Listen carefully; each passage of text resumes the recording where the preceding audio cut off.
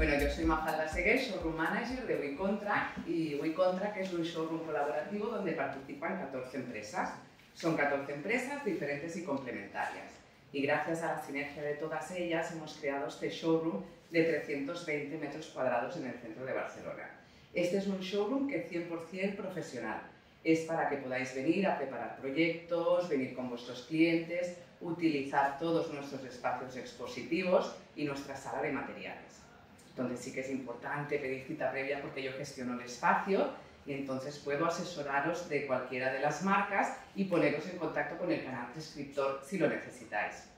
ESDI es una escuela que está también muy vinculada a la arquitectura por el edificio donde se encuentra. Es un edificio del siglo XIX, los antiguos dockers de la ciudad de Sabadell, que tuvieron un premio de remodelación arquitectónica en el año 1989, lo hizo el arquitecto Veciana, y consiguió en aquellos dockers de Sabadell tan espectaculares de la Gran Vía crear una escuela de diseño que desde ese momento imparte 6 especialidades de diseño entre las que se encuentra diseño de interiores. Para nosotros es un reto espectacular cada día acercarnos a los estudiantes que tienen ese interés por el diseño, que es una profesión espectacular. Diseño viene siempre, lo digo siempre, de la palabra enseñar, el signo significa darle sentido a las cosas y eso hace que todavía sea más emocionante porque implica comunicación, implica implicación social, cultural y también en este caso una forma de revalorizar lo local de una forma bastante interesante. Tengo que decir que para nosotros el ecodiseño forma parte de nuestra forma de entender la metodología en la que mostramos, enseñamos a los nuevos y a las nuevas diseñadoras y diseñadores, pero no solamente el ecodiseño desde esta perspectiva más metodológica, sino que la sostenibilidad desde la perspectiva social y también desde la perspectiva medioambiental. Es importantísimo hablar de circularidad, de trazabilidad, de materialización de materiales, nuevos materiales y todo esto siempre de la mano de empresas tan espectaculares como Hansgrohe, en este caso Inverservi porque él es de Hansgrohe, que siempre nos han apoyado en la realización de proyectos en el aula. Una de las actividades que más nos interesan, porque ESDI surge de la industria textil inicialmente y después de las otras industrias locales, y es una escuela que tiene como filosofía la unión intrínseca de lo académico junto con las iniciativas empresariales con el objetivo de hacer crecer el territorio en toda su esencia, y no hablo solo del Vallès. Así que nada, es un placer estar en Barcelona, en este espacio tan maravilloso, Mafalda, muchas gracias, y también en el centro de la capital, del centro de Sabadell al centro de la capital. Muchas gracias y adelante, Manel. Estamos hablando también de soluciones innovadoras aplicadas a la conservación y consumo y gestión responsable, ¿de acuerdo?, del agua en la creación tanto de productos, en este caso tenemos a Sergi de Hansgrohe, ¿de acuerdo?, como diseño de interiores. El Gabriel Gomera es despacho también de diseño de interiores, también haces arquitectura, pero bueno, estás más focalizado posiblemente en la parte más sensible del interiorismo, ¿no? Y luego tenemos despachos de arquitectura de la edificación, ¿vale?, que podría ser el caso de Iván Mases, Primavera Arquitectura, que trabaja más la rehabilitación de edificación preexistente, de edificación con años de antigüedad y llevarla a día de hoy con el confort que esto supone para el usuario. Y la parte de Batlle Roig, que realmente Batlle Roig es un poco el total, ¿no? O sea, sería como la empresa que ella comentábamos Lourdes Romeo de Batlle Roig, que comentábamos que ellos están básicamente en 3 estadios, ¿no? Desde el estadio un poco de la planificación del territorio hasta cómo esta planificación del territorio impacta en el paisaje y luego la edificación introducida dentro de la planificación y del paisaje, ¿no? Entonces es como 3 fases como muy completas y luego te quedaría la cuarta, que creo que ahora llegáis ahí, no lo sé, no lo hablamos de esto, pero que sería la parte más de diseño de interiores, ¿no? Creo que ahí ya... Hacemos poquito, ¿no? Porque sí que es verdad que muchos edificios de oficinas se quedan en bueno, lo que llaman core and shell, o sea, simplemente la fachada, el núcleo vertical, y después queda la implantación de los usuarios de las oficinas que suelen hacerlo pues interiorista o después. Entonces, son pocos los ejemplos que tenemos de interiorismo, pero alguno tenemos, porque realmente hay muchos clientes que lo que nosotros ofrecemos en el despacho es este servicio integral que puede empezar con un trabajo de planeamiento urbano y de diseño de la ciudad y puede acabar porque tenemos también especializada en esto, puede acabar en el diseño de interiores. O sea, realmente tienes razón que hay esta cuarta pata, pero como cuelga de edificación, todavía no es una pata más. O sea, de momento es un pequeño... Continúa estando dentro del estadio de edificación, ¿no? Eso es. Muy bien. Vale, pues evidentemente hablando de agua, ¿vale? Que es lo que hoy nos centra, comentábamos esto, ¿no? Como ya sabéis, este año la Barcelona Design Week centra su tema y actividad en el Design for Human Future y la relación entre el talento creativo humano y el entorno natural, destacando especialmente el papel crucial del agua y en cómo el diseño puede acelerar la implementación de los famosos, ya conocéis, Objetivos de Desarrollo Sostenible, ¿de acuerdo? Especialmente estamos tratando el ODS número 6, que nos interpela a garantizar la disponibilidad de agua. Por tanto, ahí tenemos un tema que seguramente es un tema que sabéis que está en boca de todos, ¿vale? Cómo podemos disponer de agua, su gestión sostenible y luego lo que sería la parte que queda más de higiene, ¿no? Que sería el saneamiento para todos. Esto es lo que dice genéricamente y textualmente el ODS número 6, ¿vale? Pero fijaos que dentro de los 18 ODS también tenemos el número 11 y el número 12 que apuntan hacia unas ciudades, ¿vale? Y comunidades sostenibles y una producción y consumo responsables. En este caso hablamos de agua, pero también sería otro tipo de consumos, ¿de acuerdo? Sabemos que las cuestiones medioambientales son un problema urgente para nuestra generación, esto somos todos conscientes, pero sobre todo para las generaciones futuras, ¿de acuerdo? Estas cuestiones no se limitan al cambio climático del que tanto se ha hablado y que afecta ya negativamente a nuestras vidas y los ecosistemas del planeta, sino que también implica la disminución de los recursos naturales y de la biodiversidad, que es otra parte, ¿no? A veces tenemos en cuenta la escasez de materiales o de recursos, pero luego también cómo afecta esa escasez en la biodiversidad. El aumento de los residuos y el tema de las enfermedades. El agua y las enfermedades también tienen una cierta relación, y tenemos también una parte que estaríamos luego desarrollando. Así también como lo que nos compete hoy, hoy hablaremos de escasez de agua sin precedentes que está afectando, la escasez de agua que está afectando directamente la zona donde estamos viviendo nosotros. La zona, por ejemplo, la ciudad de Barcelona, sabéis que estos últimos meses o años hemos tenido siempre un déficit hídrico y que lo hemos tenido que abordar a partir de restricciones o incluso lo que sería, pues bueno, no poder hacer funcionar elementos del territorio como serían las fuentes o no llenar piscinas, ¿vale?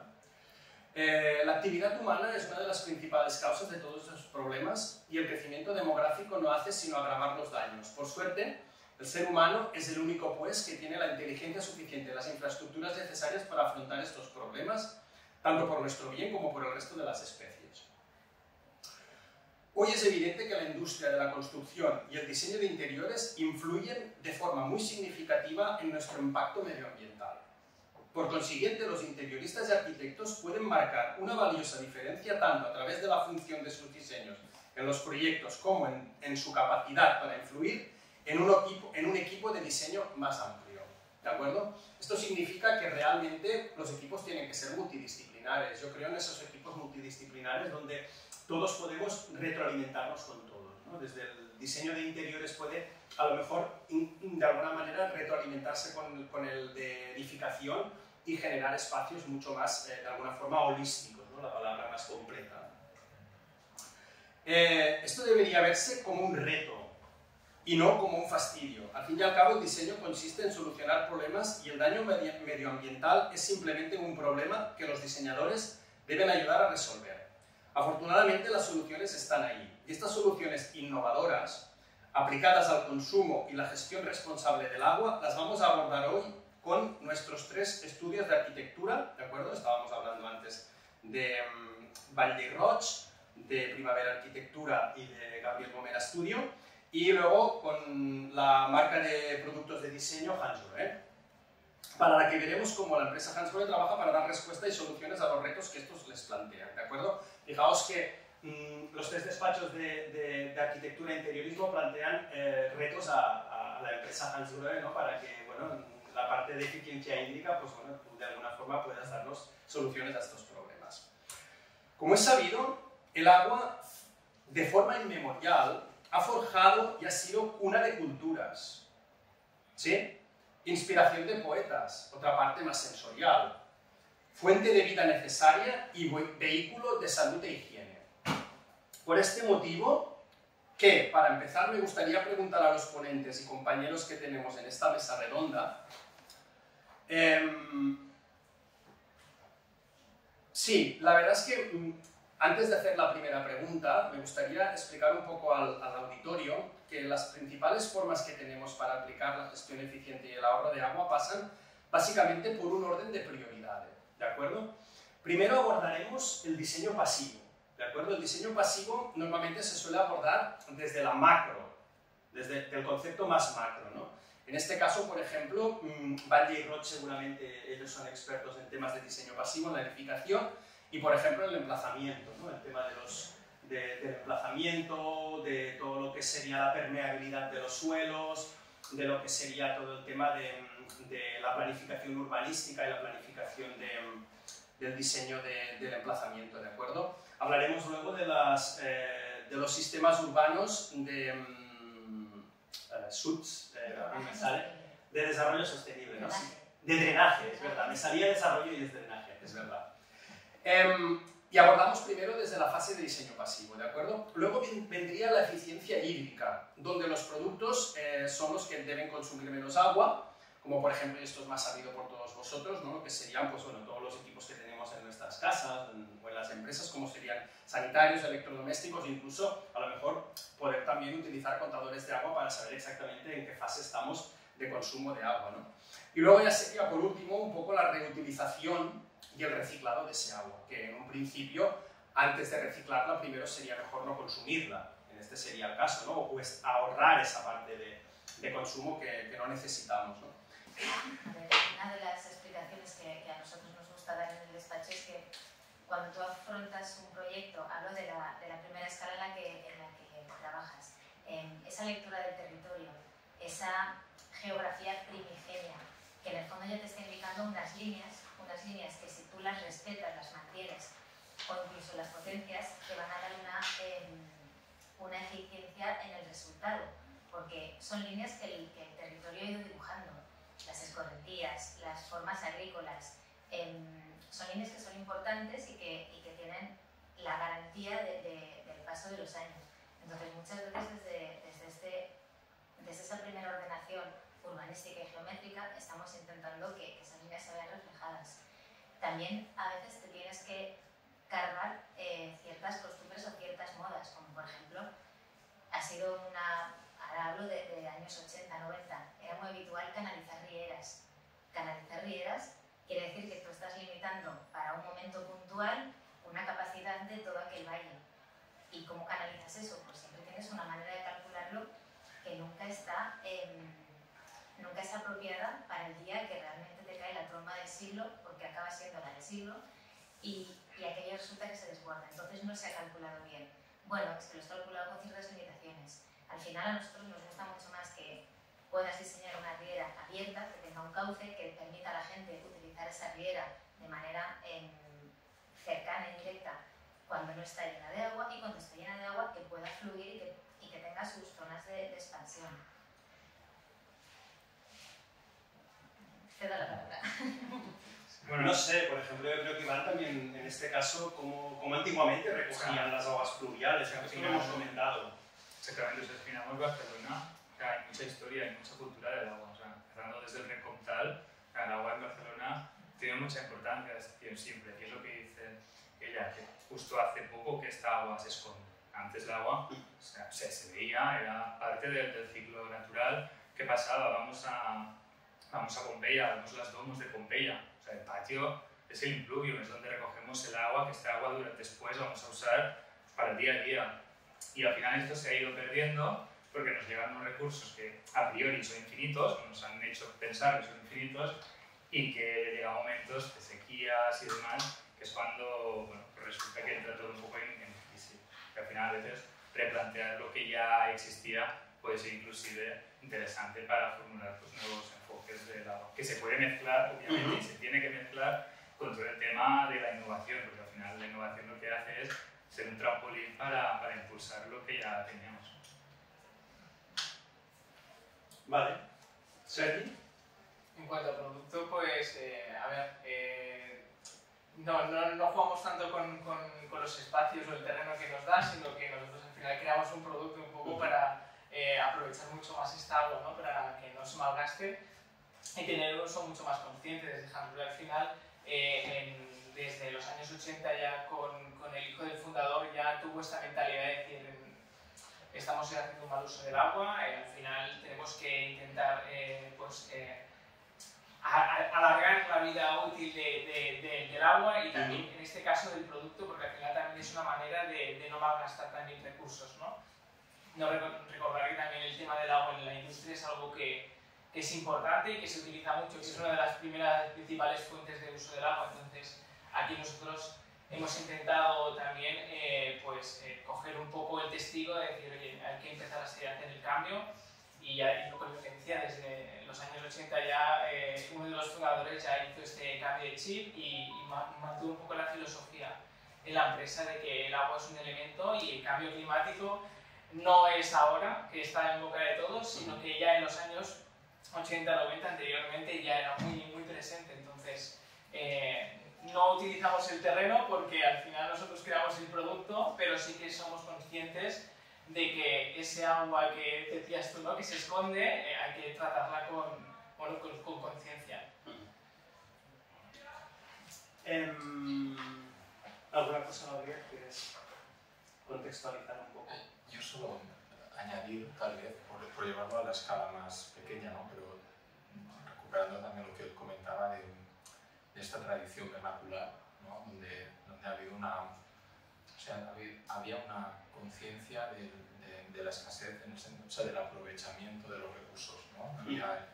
Entonces, seguramente no había todos estos recursos tecnológicos y todo que ha venido, pero yo creo que todos estamos viendo que han de cambiar y están cambiando, ¿no? Tanto las políticas territoriales de gestión del agua, pero también creo que es importante remarcar cómo hay una parte individual, es decir, hay una parte que tiene que ver con lo personal, desde donde también se han de impulsar políticas, ¿no? Y para mí personalmente no desde la culpabilidad que estamos en un marco donde parece mucha culpabilidad, ¿no? de lo mal que hacemos, sino tal vez tomando conciencia de esta tradición, de esta sabiduría vernacular, ¿no? Y entonces entendiendo que no solo se arregla desde lo macro, sino que también desde introducir estrategias, ¿no? en nuestros espacios, yo lo veo importante, ¿no? Muy importante y transformador en este momento.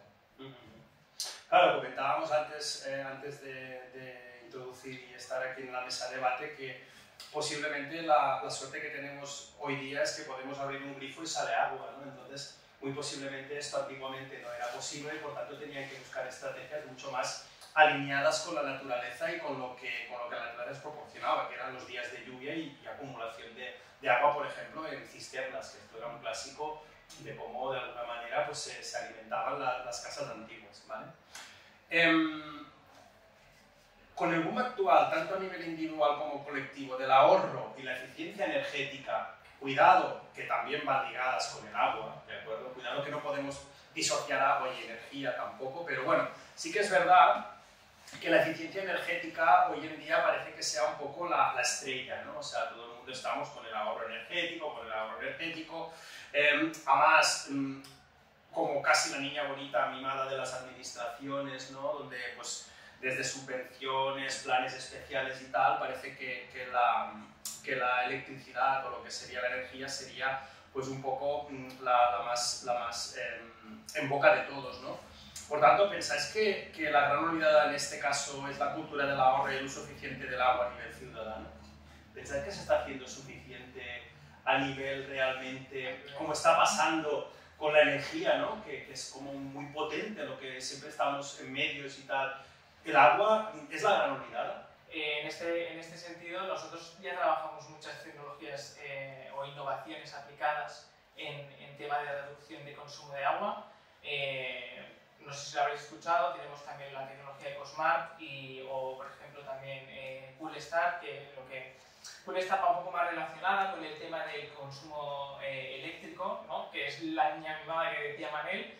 pero el COSMAR es un poco más la reducción del consumo de agua, ¿no? Y los grifos, en nuestro caso, las teleduchas, ya empezamos a incluirlas con un reductor de caudal. También nos aprovechamos de otro elemento como es el aire, que nuestros productos también absorben aire para hacer que esa agua sea más voluminosa y que al menos el cliente no note en perjuicio en favor de que el producto es bueno, o sea que es confortable la ducha, pero estamos utilizando menos agua.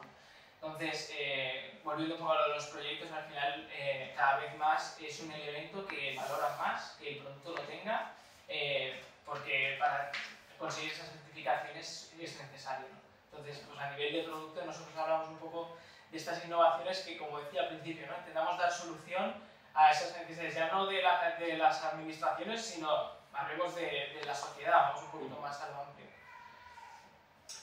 Vale, entramos un poco más concretamente en cada uno de vuestros estudios o especialidades, ¿no? Me gustaría hablar, estuvimos el otro día, aparte con Lourdes, hablando de las 3 escalas de trabajo que ellos están siempre aplicando a sus proyectos, desde el planeamiento, paisaje y luego la edificación. Me gustaría que nos explicases un poco lo que estuvimos hablando de la canalización con los sistemas urbanos de drenaje sostenible, la Riera de San Climent, por ejemplo, de Viladecans, que luego al final acaba con el Outlet Style Center, ¿es así? ¿Se llama así? Así es. ¿Vale? Que también habéis hecho un trabajo muy potente y me pareció interesantísimo, ¿no? Porque al final parece que el ahorro de agua siempre tiene que reducirse en la eficiencia hídrica y a veces el diseño pasivo, que a lo mejor no lo tenemos tan presente, es súper importante, ¿no? Y cómo se recoge siempre el 100%, o sea, estáis recogiendo el 100% del agua de lluvia, y esto es brutal. Más que recogiendo, estamos haciendo que no sea necesario nada, tirarlo a la red de saneamiento. A la red de saneamiento. Porque realmente no lo guardamos, no lo almacenamos, pero sí que estamos devolviéndolo al terreno y ya te digo, sí que existe la conexión a la red a nivel de sobresidor, de rebosadero, pero no tienes una canalización de agua pluvial directamente a la lluvia. El proyecto de la Riera de San Climent está en el despacho desde hace muchos años, o sea, desde antes de que yo entrase. ¿Por qué? Pues porque el despacho lleva muchos años en activo y hay proyectos que nosotros empezamos en una parte pequeñita, aquello se va trabajando, hablas con la administración, resulta que la gente tiene una buena acogida del proyecto. La Riera de San Climent, hablamos de San Climent de Llobregat, que si tú miras el plano, pues va siguiendo hasta más o menos la zona donde ahora está el outlet de Viladecans y una promoción de pisos muy grande, se llamaba Vila Marina y un hotel. Y un parque muy grande que es el Parque de la Marina. El final del Parque de la Marina y otra zona del outlet de Viladecans, aquellos son elementos de laminación y elementos de acumulación de agua en caso de grandes riadas. ¿Por qué? Pues porque la gracia de tener una riera de manera que todos puedan disfrutarla y que puedan vivirla día a día, pues necesita esos espacios para poder, son como espacios de distensión, donde el agua ocupa su camino y poco a poco pues, se va filtrando a la velocidad que necesite. Y es un proyecto pues, que empezó ahí arriba en San Climent y acaba llegando a Viladecans.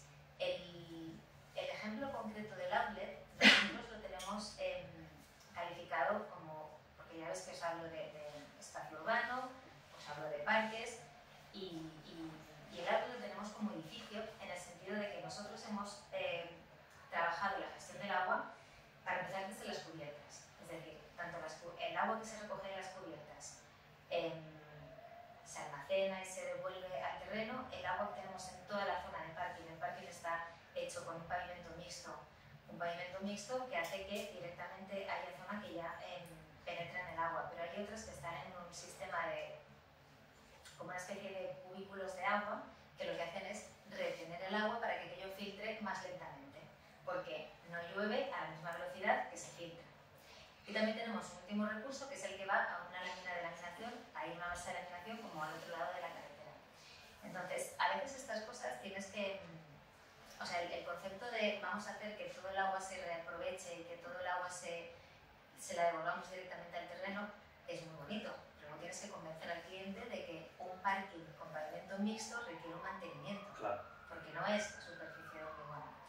Y hacer esta pedagogía con el cliente, pues, bueno, pues es parte de nuestro trabajo, pero que a veces tiene esos sinsabores porque no todo el mundo lo entiende a la primera. Al final pues tienes que acabar enseñando ejemplos, tienes que acabar sugiriendo que un jardinero tiene que formar parte del personal de mantenimiento, que no es una idea tan establecida, y sin embargo si tienes un edificio con vegetación es evidente, ¿no? Pues estas cosas las vamos haciendo. Pero el ejemplo del outlet nos gusta explicarlo porque como centro comercial es muy agradable, pero no verás rejillas en el suelo. Rejillas me refiero a inbornales, alcantarillas, ¿no?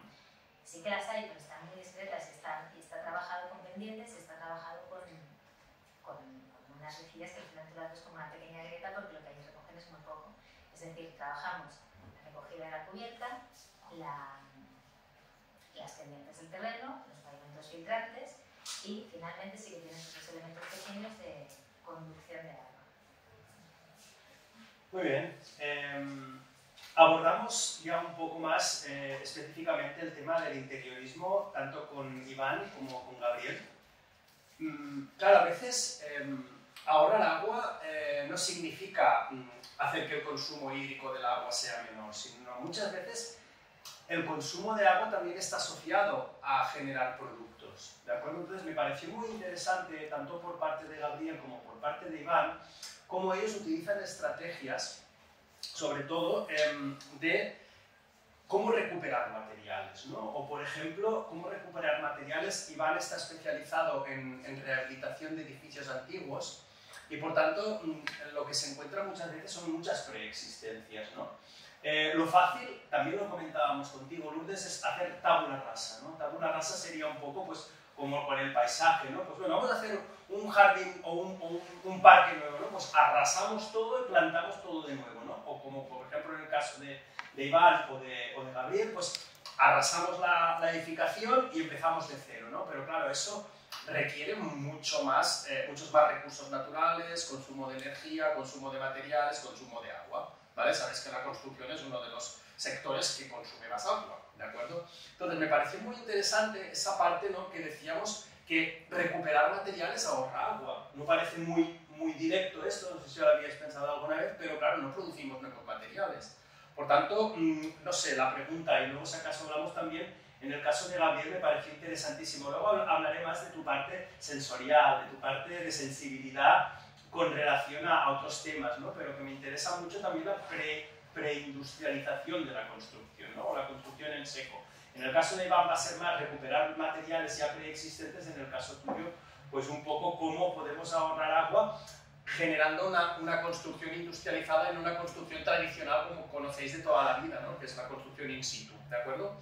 Entonces, Iván, no sé, un poco dirijo la pregunta hacia ti. A partir de la práctica y el punto de vista del interiorismo y la arquitectura, ¿de qué manera abordáis el ahorro de agua y la elección de los materiales?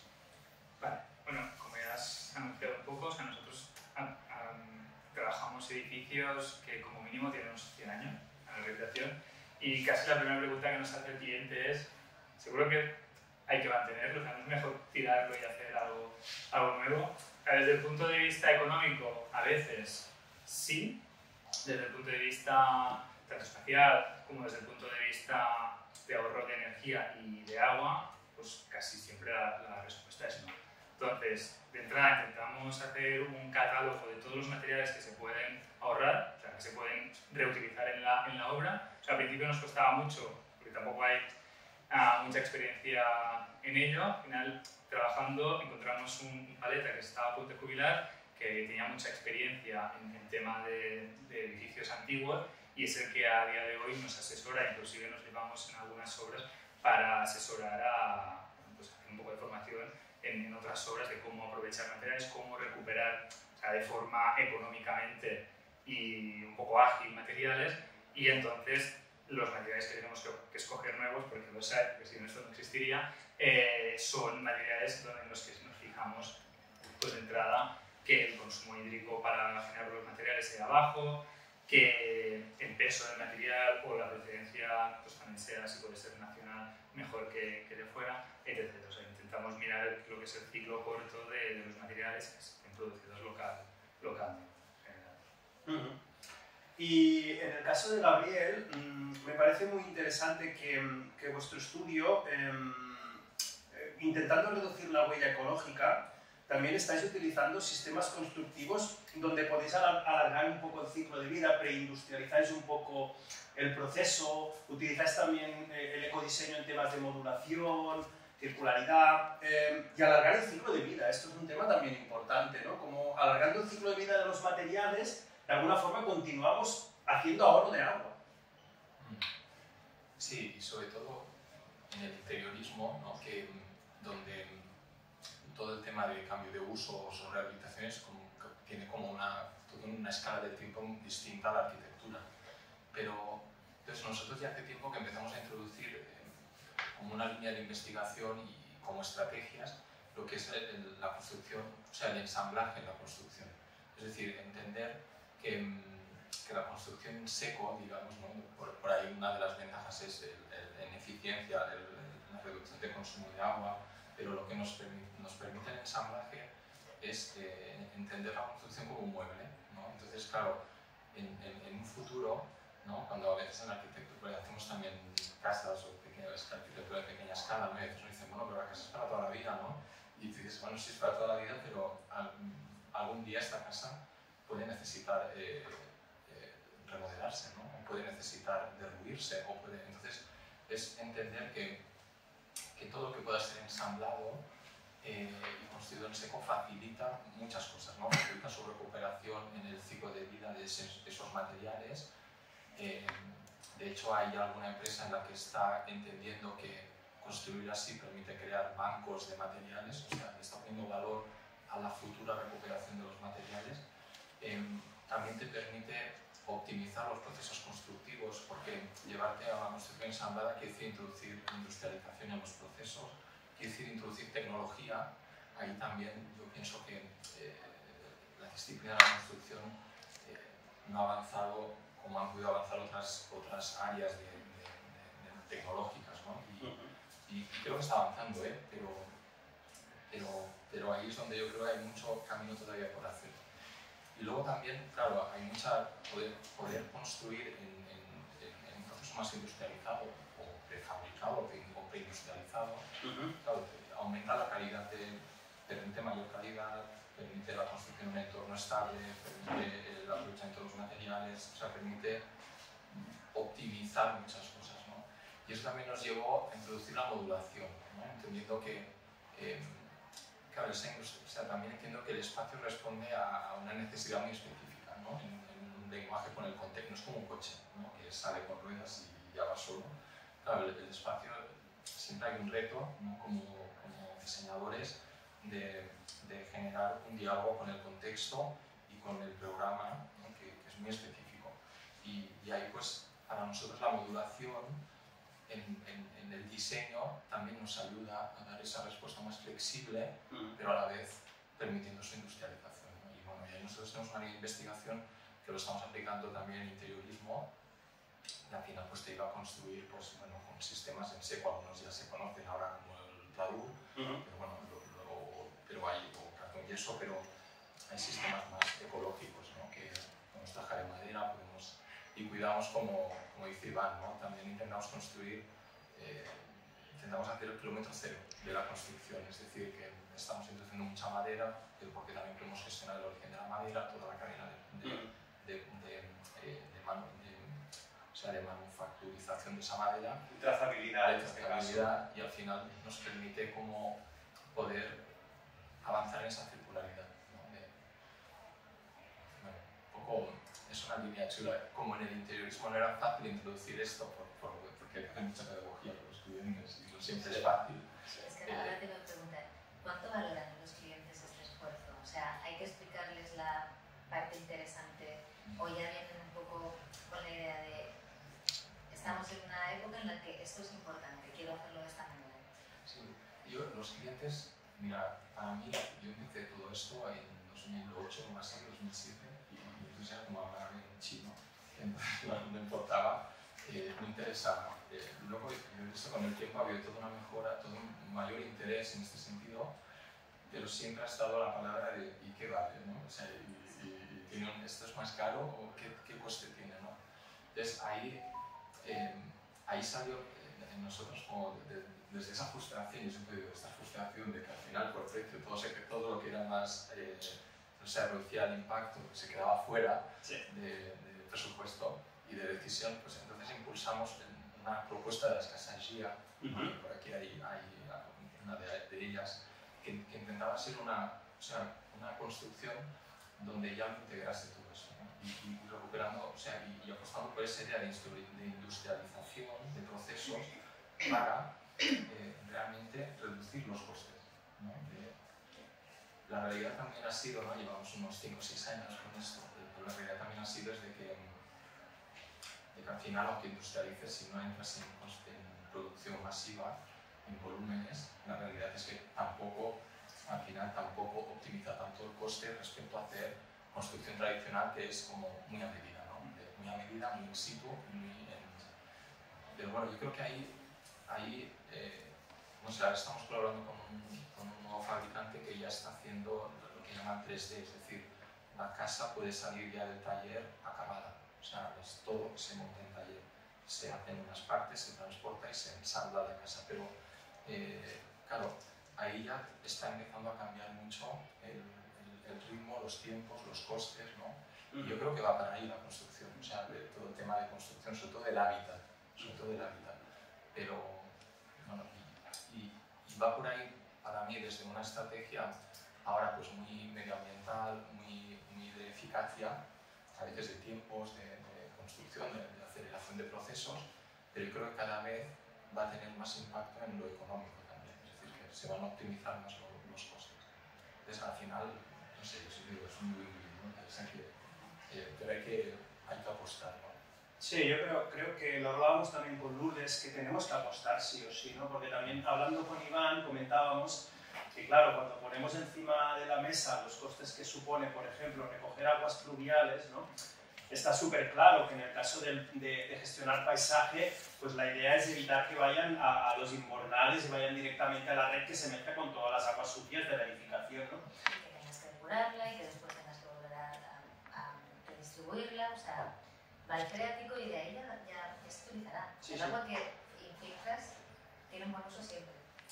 Pero, claro, comentábamos que es inevitable, que tenemos que empezar a hacer estos procesos, pero realmente convergías tanto tú como Iván en que realmente estos procesos todavía es muy difícil con el agua llevarlo a término, ¿no? Estoy hablando de la recuperación, no solo de aguas pluviales, que no dejan de ser aguas relativamente fáciles de recuperar, como ya no sé si meternos porque con el tema de aguas grises, ese doble circuito de sobrecoste que supone, el mantenimiento, bueno, lo comentábamos tú y yo, ¿verdad, sí, Lourdes? O con Iván, ¿no? Pues os cedo la palabra a los dos porque Iván también estaba hablando de este tema, ¿no? Solo dejo una cosa ahí, ¿no? Que realmente no solo por necesidad y por un poco hacer pedagogía, sino también por todas lo que supone el agua y la parte más psicológica del agua, ¿no? Por ejemplo, Iván hablaba de la parte psicológica, luego hablaremos de la parte sensorial con Gabriel, ¿no? Pero tú también comentabas ese problema de los dobles circuitos, de todo lo que supone todo esto. Explícanos en el caso de edificación, realmente, ¿qué problemas estás encontrando? A ver, los problemas de reaprovechamiento de aguas grises y en edificación parte de los pluviales también, cuando tienes solo el edificio. Pero concretamente de aguas grises, cuando hablábamos el otro día me decías, pero ya es obligatorio por normativa. Y yo me quedé dudando no estoy segura si es obligatorio porque estaríamos todos temblando, estarían las ingenierías diciendo necesito más espacio, no me caben los tubos, etcétera, etcétera. Y lo que he visto es que hay ayuntamientos que a nivel de normativa municipal ya lo exigen, como por ejemplo San Cugat, San Joan d'Espí. Eso quiere decir que hay un edificio de viviendas, tiene que tener estos circuitos de reaprovechamiento de aguas grises. Y claro, la intención del legislador es, he oído que esta medida es buena, la aplico. Pero muchas veces no es tan directo, no es tan inmediato, porque primero, no está la tecnología del todo desarrollada, no la de aguas grises, sino en general la de la gente que después hace uso de estos sistemas. O sea, cuando recuerdo el ejemplo de un albergue, hace años que tenía un sistema de aprovechamiento de aguas grises. Pues en el momento que se le estropeó, no conseguía encontrar quién se lo reparase para que aquello volviera a funcionar con la misma eficiencia que al principio. Entonces, en este caso, el río suena, quiere decir que agua lleva, pero la normativa tiende en esta dirección, pero a veces cuesta encontrar la manera de que eso tenga sentido y de que sea realmente efectivo. Entonces hay que animarlo y hay que seguirlo, pero hay que tener un poco la suficiente paciencia como para aceptar que quizá no lo hacemos bien a la primera. Por ejemplo, en estos municipios la norma se aplica a todo tipo de usos. Pues no tiene el mismo sentido que en un edificio de oficinas hagas reaprovechamiento de aguas grises que en una vivienda, porque la producción de esa agua que después va a los inodoros en una vivienda, bueno, pues tienes porque tienes duchas, porque eso te da un caudal suficiente de agua, pero una oficina no solo te lavas las manos, porque no hay vestuarios, bueno, algunas hay, pero no es lo habitual, pues aquellos sistemas acaban quedando un poco forzados. Entonces, esa adaptación o esa particularización de la norma, pues tiene que llegar. De momento, los ayuntamientos que se han lanzado a la piscina, pues evidentemente hay que alabarlos. Pero yo entiendo que allí hay sitios donde a veces la gente se encontrará con situaciones críticas y dirá, ostras, pero esto que estoy cumpliendo aquí no tiene mucho sentido. Bueno, vamos a dar la paciencia de primero lo cumplimos y después ya acabaremos de que se encaje. Iván, cuando hablé contigo de este tema, también tú me explicabas que hay una parte también de un beneficio asociado a recoger aguas pluviales, ¿no? Ya no solo, porque si al final solo lo miramos desde la visión económica, muchas veces nos frenaríamos, a veces los clientes se nos frenan en este sentido, ¿no? Pero también tenemos que hacer mucha pedagogía, como comentabais, ¿no? De que realmente tiene otros beneficios asociados que seguramente Iván nos podrá explicar, que en este caso cómo recoger aguas pluviales y en momentos a lo mejor donde hay una restricción de agua, ahí puedes también de alguna manera echar mano, ¿no? Pero aparte la parte psicológica, ¿no? De biodiversidad, de aprovechamiento para a lo mejor láminas de agua que generan un clima como una zona como más protegida, con una humedad diferente. Háblanos de esto. Bueno, yo, creo que al final, para cerrar un poco lo que comentaba Lourdes, creo que tenemos que hacer un poco de ensayo y error en este tema, porque al final es una cosa que está un poco en auge. Entonces, a nivel fluvial, nosotros sí podemos, intentamos siempre aprovechar, porque básicamente la tipología en la que trabajamos, tiene un espacio exterior, intentamos que sea jardín, no con hierro, pero intentamos buscar pues, plantas más autóctonas que tengan un consumo hídrico vinculado a lo que es el clima mediterráneo, pues principalmente trabajamos en el Baix Llobregat, ¿vale? Y intentamos siempre tener aprovechamiento de pluviales. Hemos hecho, pues, llevamos ya 5 o 6, casi todos han sido porque ya el edificio ya tenía la antigua cisterna, ya tenía el antiguo depósito, en alguno aprovechamos el tema de lo que era para hacer el vino, no sé el nombre que se sale, pero bueno, que aprovechamos esto y claro, a nivel económico, hicimos los cálculos y se amortiza en unos 40 años, con lo cual la inversión es un desastre, el tema de en unifamiliar, aprovechamiento de agua, pero claro, en el momento que hay épocas que te limitan o te restringen el agua, claro, tú puedes seguir regando tu jardín, a menos con la legislación que hicieron el año pasado. Con lo cual, bueno, pues tú sigues disfrutando de un espacio pues, bueno, con todas las connotaciones a nivel de salud, a nivel de bienestar y demás que conlleva pues, tener un espacio verde cerca de casa o en este caso pues, en tu casa. Con lo cual, a nivel económico no es viable, pero a nivel social, a nivel de bienestar personal, para nosotros es obligatorio. Intentamos siempre, es lo primero que peleamos o de las primeras cosas que peleamos, si hay la opción. Claro, si hay que hacer una gran inversión, entonces lo vemos, pero si no, sí que lo hacemos. Me gustaría que nos explicases un poco también esta parte, ¿no? De la eficiencia de las instalaciones y cómo pensáis que bueno, esto puede ser una estrategia eficiente en las instalaciones de suministro de agua.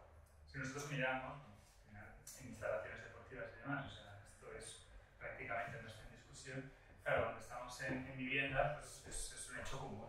Seguramente podríamos efectivamente levantar la mano todos, ¿no? Desde que te abres el grifo hasta que sale agua caliente, pues pasa un rato.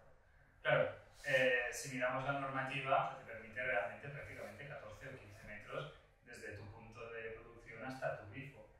Esto al final son unos 4,5 litros, entre 3 y 4 litros. Claro, es casi una descarga de baño, ¿no? Cada vez que abres la ducha y te vas a duchar, es como si hicieras una descarga de agua. Entonces, ostras, La cara, ¿no? Esto es mucho, pues sí. Lo calculé el otro día, por curiosidad, a ver cuánta agua perdemos. Sí, asustado.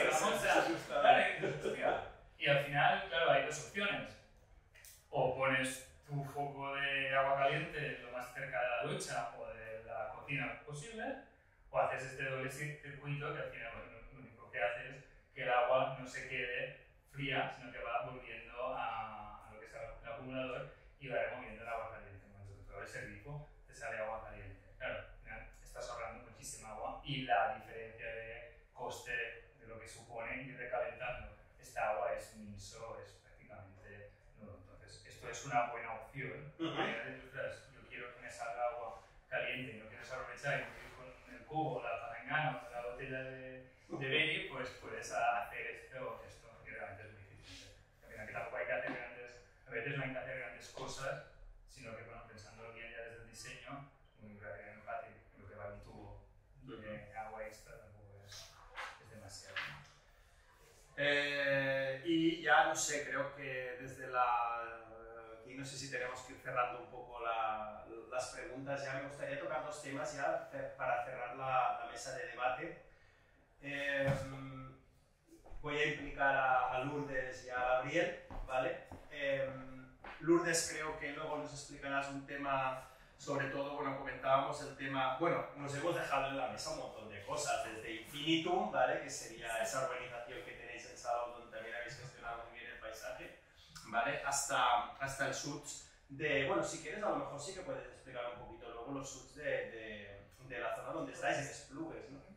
Pero el caso de Gabriel me llamó la atención porque Gabriel tiene estudio en Shanghái también y me explicó, o al menos oí de una entrevista que le hicieron, que cuando él llegó a Shanghái realmente fue un impacto para ti, pero sobre todo también te marcó mucho la parte de contaminación, ¿no? Supongo que contaminación atmosférica, contaminación acústica, no lo sé, es general, porque son ciudades muy diferentes a las que vivimos nosotros, ¿no? Entonces eso te marcó el concepto de salud, ¿no? Porque claro, el agua también es salud.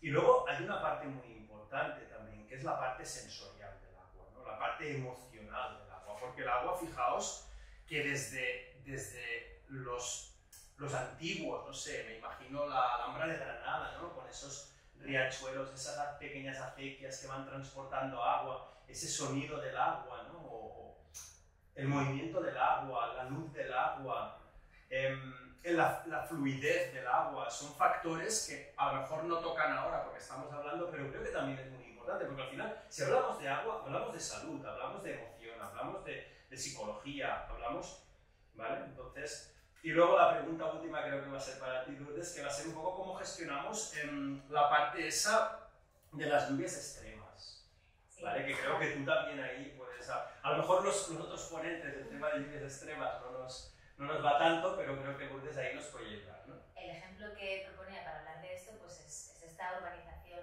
no es una urbanización, es un resort privado donde nosotros hemos empezado haciendo una primera fase de 150 viviendas, está entre Vilaseca y Salou, y a ver, aquí nosotros nos plantábamos en medio de una pineda que había estado preservada durante muchos años, y claro, queremos construir, pero queremos seguir haciendo que se pareciera una pineda. Entonces, realmente hubo un esfuerzo de proyecto de diseño y de paisajismo de todo el entorno. ¿Pero qué nos ocurrió? O sea, a mí hay algunas frases de estas de la manera popular de hablar que son aplastantes. O sea, la frase es, aquí no sabe llover. No sabe llover, porque estamos meses de sequía y cuando llueve cae todo lo acumulado. Hay otros sitios donde llueve suave, fino, tranquilo, pausado, perfecto, no necesitará ninguna de las estrategias que hacemos, porque todo va bien, o sea, funciona, pero aquí no sabe llover. Entonces, nosotros en este proyecto, a mí me gusta explicarlo porque es un ejemplo un poco de ensayo-error, lo que decíamos. Hicimos unas pruebas de permeabilidad al agua, aquello filtraba muy poco. Entonces, enseguida dijimos, bueno, aquí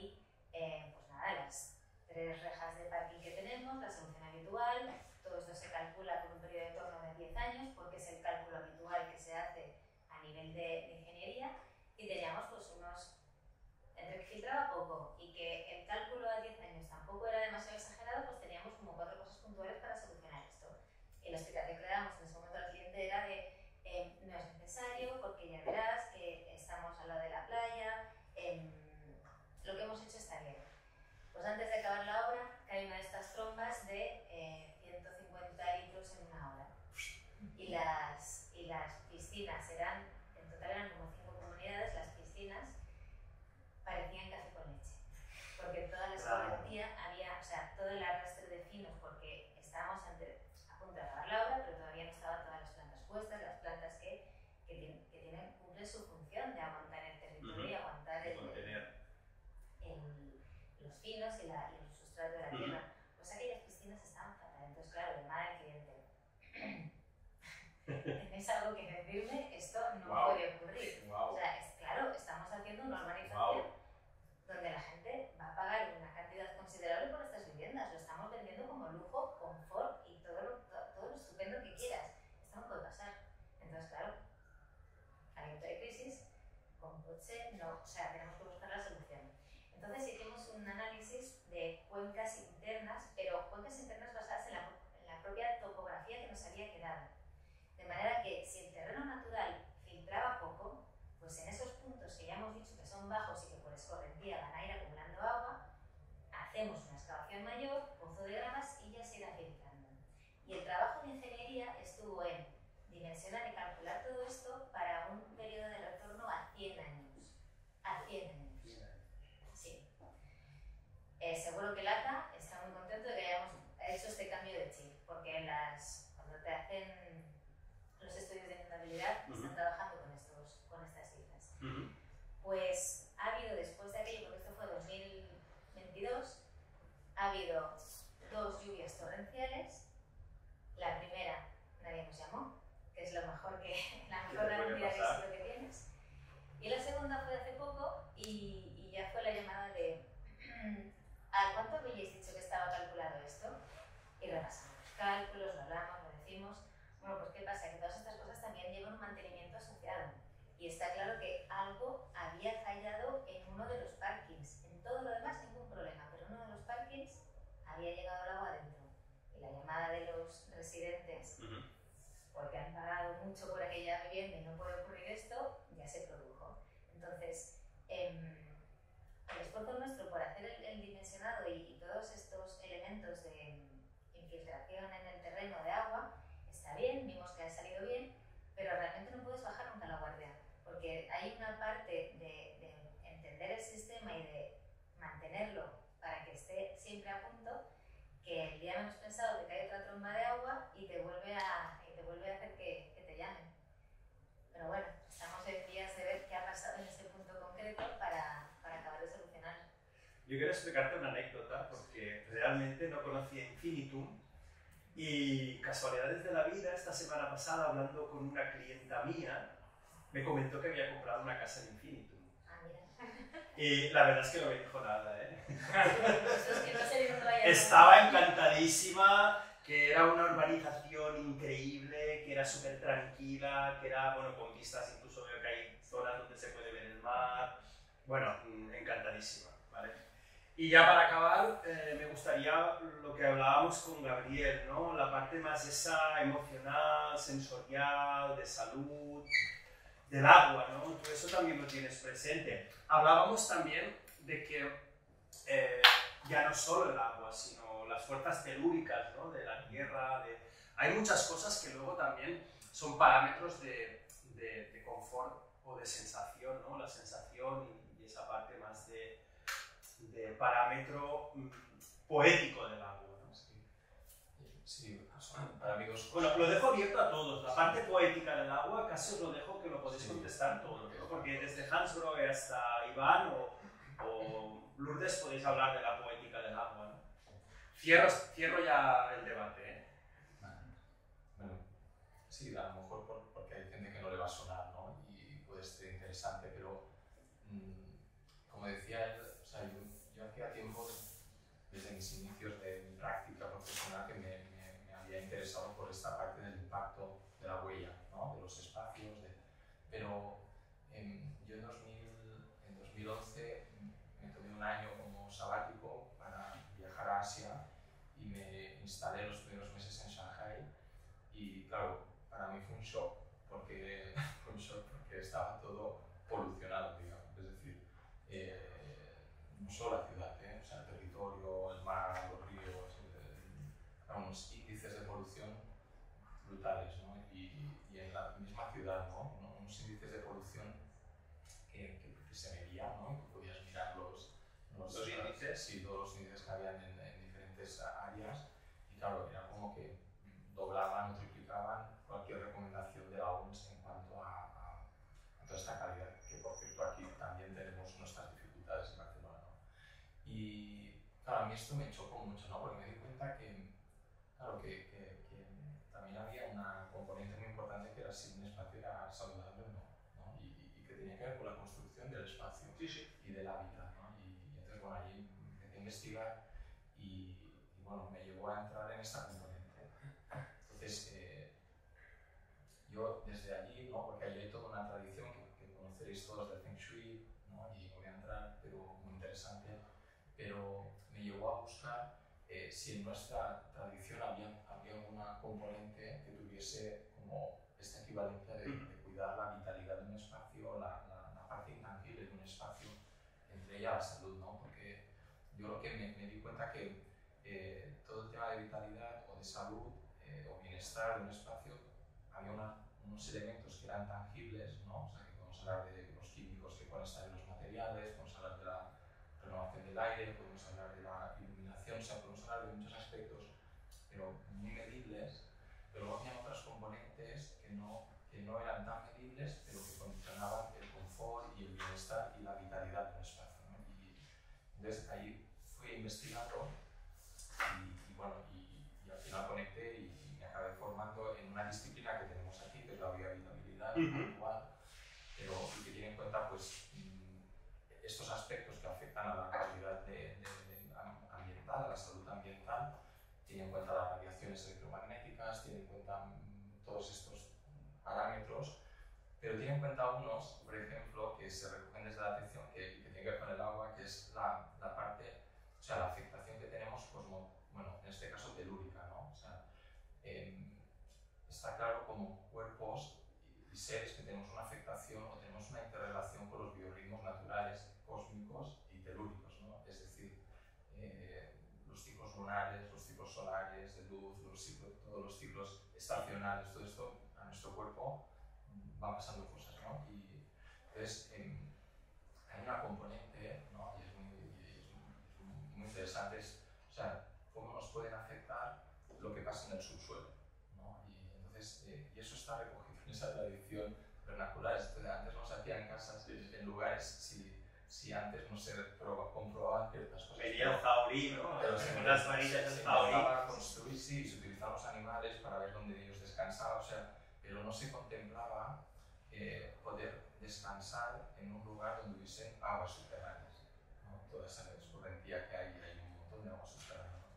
Entonces, claro, se utilizaban técnicas para poderlas entender, ¿no? Entonces, bueno, a mí me parece como curiosidad, pero interesante es de que, claro, cuando tú tienes en cuenta estos aspectos de cómo un espacio te puede regenerar, pues es muy importante no pasar horas de descanso o de trabajo, que a veces también en el trabajo estamos muchas horas en un lugar quietos, o sea, no pasar horas donde haya corrientes subterráneas, ¿no? Porque de alguna forma altera nuestro campo electromagnético natural, altera el de la capa terrestre, pero afecta a nuestro campo y además se ha comprobado que no, o sea, que es como una verticalidad, es decir, aunque estés yo en Shanghái vivía en 40 pisos, 40 plantas, es igual, subía por ahí, ¿no? Es como una capa que afecta al campo electromagnético.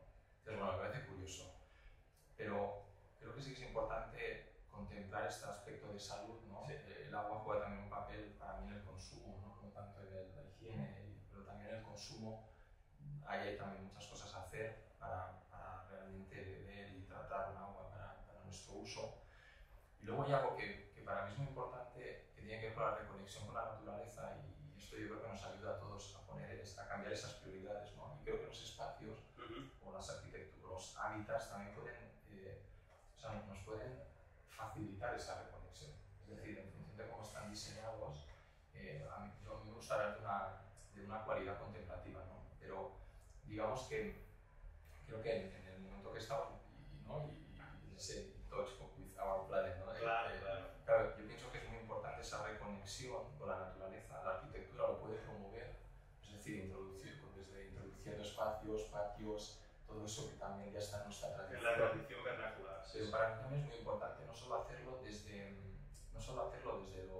externo, es decir, no solo hacerlo desde introducir el verde o la vista o el paisaje, ¿no? Sino realmente crear condiciones para que nos facilite conectar con los biorritmos de la naturaleza y alinear esos biorritmos con nuestros biorritmos, ¿no?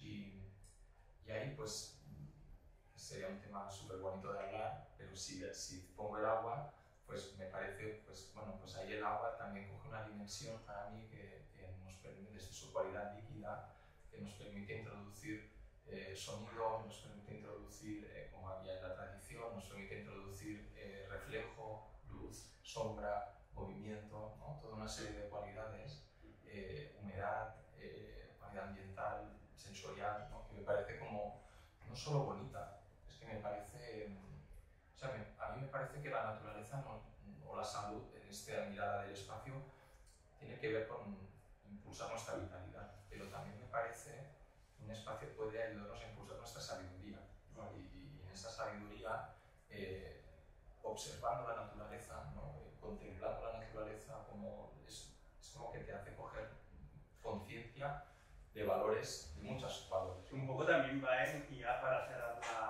la mesa de debate, un poco no esconder el agua, ¿no? Lourdes, que es lo que comentábamos, sí, ¿no? También lo comentaba Iván, ¿no? Al final las ciudades escondemos el agua cuando lo bonito es pasar por el lado del agua, ¿no? Sí, ahora parece que en Instagram todo el mundo va a buscar esos riachuelos de la montaña, vamos todos a caminar a ver los riachuelos de la montaña, pero a veces en la ciudad también había riachuelos, ¿no? Y los hemos perdido. Es conveniente que recuperes esas zonas donde el agua se puede acumular porque está pensado para que vaya allí. A mí me está gustando mucho cómo lo explicas porque hablas del agua como elemento de diseño. Es decir, es un elemento más. Eso es. Y a veces es verdad que te hablaban del agua como de una lámina de agua, una cortina, no sé qué, y piensas es que el agua puede ser puede tener todas estas funciones, no solo la de abrir el grifo. Y sí, a veces se pierden estos recursos, quizá porque después no sabes cómo utilizarlo. Pero hablo a nivel de usuario, pero está muy bien que los recuperemos y que los pongamos sobre la mesa porque sensorialmente no tiene nada que ver. O sea, la sensación de un espacio donde tienes estos elementos es que te cambia completamente. A nosotros nos gusta mucho hablar de la biofilia. Es decir, cuando nosotros utilizamos elementos vegetales en los edificios y en los espacios públicos, es porque es muy necesario, tiene un efecto saludable importantísimo en que la gente esté más en contacto con elementos naturales, que tenga esa conexión con el resto un poco de que no estamos en un mundo artificial, sino de tener ese contacto natural. Y a veces nos pasan cosas paradójicas como siempre a temas de a veces en reuniones de obra, cuando alguien te dice, ya, pero si a mí en edificio de oficinas, pero si a mí me pones todo esto de plantas, voy a tener bichos. Y la gente no estará a gusto. Y tienes que decir, bueno, es que los bichos forman parte de la naturaleza. Y si tienes bichos, es que está muy bien, porque has hecho un biotopo, una zona donde lo has hecho atractivo para el resto, para otras formas de vida. Pues ese tipo de explicaciones las tienes que hacer y bueno, al final yo creo que forman parte de que recuperar a veces estas cosas antiguas y tradicionales puede ser lo más innovador y puede ser lo más rompedor para muchas cabezas. Muy bien, pues creo que hasta aquí hemos llegado porque si no nuestro público al final, no sé si teníamos 3 cuartos de hora, pero me parece que... Gracias por haber venido.